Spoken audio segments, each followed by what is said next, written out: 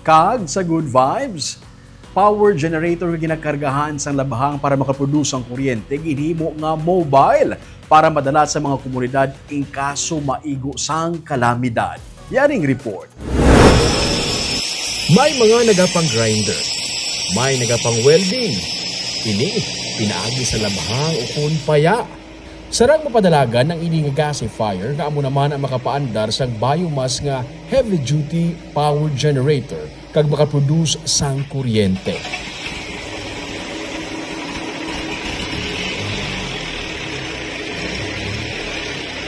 Ini ang gidevelop sang inventor nga si Joel Catalbas sang Bago City. Halin sa improvised nga gasifier sa iya nga garahe, amo na sini karon ang itsura.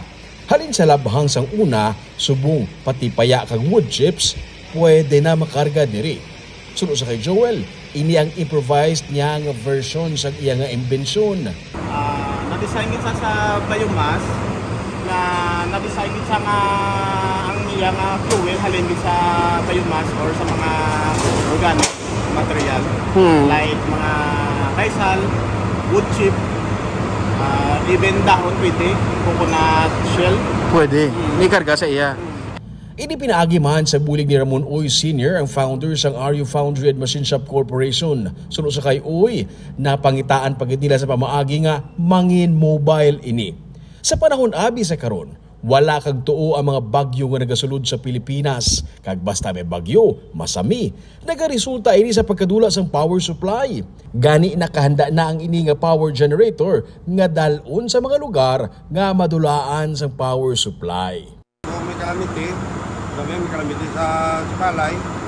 Dalon nito sa pandaron niya, parang mga water station mga pandar. Mga basic na mga bagay mga pandar niya. Oo.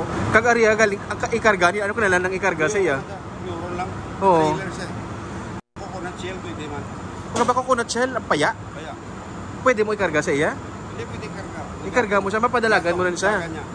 Almost any biodegradable eh. But at the present time, nausara mo coconut as pala degrade. Coconut shell degrade. Pwede niya. Ang mataas nga presyo sang kuryente sa doon nagduso sa kay Joel nga ma-develop ini. Subong, luyag niya nga mapuslan ini sa mga komunidad ilabi na sa mga mangunguma nga hindi malabot sang power supply. Sarang ini magamit sa pagpaandar sa galingan sang humay kun adlaw. Pwede mangin dryer, kag kun gabi, sarang ini makahatag sang supply sang kuryente sa komunidad. Ano siya, maka-livelihood sila kay mga butata to mini processing plant. Oo. Maka-ubras lang mga like maka-buta ko sila refrigerator or cooling storage. Oo. Para mag-harvest lang sa nila ng mga produkto na store nila. Oo. Tama na siya. At sa aga, pwede na siya ka-drive rice mill, semi-kuno rice mill. Magagabi, may kuryente siya tayo. May mga byproduct pa ini nga carbonized rice hull nga pwede mahimo fertilizer kag rice hull vinegar nga sarang naman magamit bilang insecticide.